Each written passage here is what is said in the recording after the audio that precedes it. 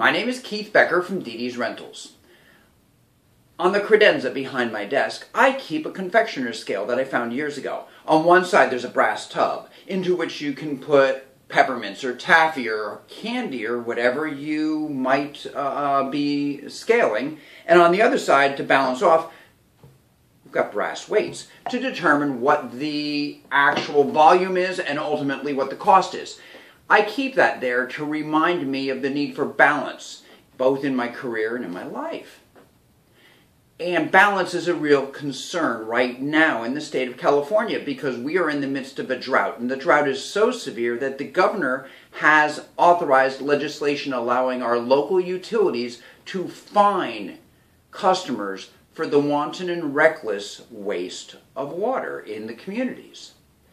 Now, this comes to a question of who is responsible for what, because many of our properties are single-family residences where the tenants are responsible for the monthly water billing. The regulations as passed and our application of those regulations do not allow our tenants to simply shut off the water to the landscaping. The tenants still do have a responsibility to maintain the landscaping so that it is sufficient, so that it is healthy. It does not need to look like world-class landscaping. We're not talking Bouchard Gardens. But you should not, as the tenant, allow your landscaping to die. The regulation says you cannot allow the water usage, sprinklers or whatever, to be so wanton as to be running onto the sidewalk, running into the street, and basically wasting into the gutters. You cannot wash vehicles on your premises using a garden hose unless that garden hose has a nozzle that will automatically shut off when you're not using it.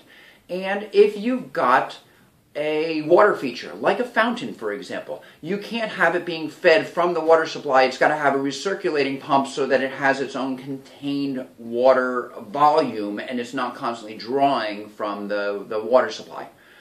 So those are what the requirements are. The question becomes, what are the requirements of landlords in the midst of this? As the landlord, if your tenants are responsible for the water usage and responsible for the water billing, as the landlord, you do have to anticipate that if your tenant calls you and says, hey, listen, there seems to be a problem with my irrigation system. It's either overrunning or it is not properly directed and it is wasting water, or damned if there doesn't appear to be a geyser where something is broken, and every time the timer turns on in the middle of the night, I find Old Faithful blowing up in my front yard.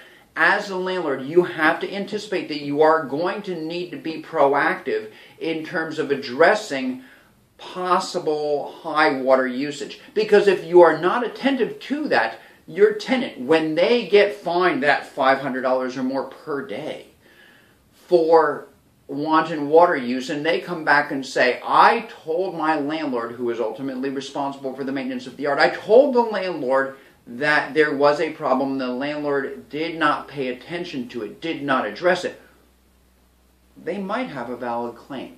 So this does become an issue where balance. The tenants have a responsibility. Don't let your landscaping die. Grass, unwatered, basically will die off in a matter of 2 weeks. But it is also the highest usage of water of any type of landscaping feature on any property. Tenants, do not let your landscaping die. Owners, don't presume that just because the tenants pay the water bill that you're off the hook. It becomes a matter of what is fair to everyone concerned and what will help us as the state of California use water wisely. There is also the issue of long-term goals and long-term planning, because this is early on and I don't expect that we're going to suddenly come up with a El Nino year and the drought will be immediately behind us. We have to plan long-term in terms of landscape design. We have to plan in terms of long-term water usage, but that's a different conversation for a different time. For now, if you have any questions in terms of what is fair in terms of the tenant's responsibilities and owner's responsibilities on this or any other subject, feel free to call me at Dee Dee's Rentals.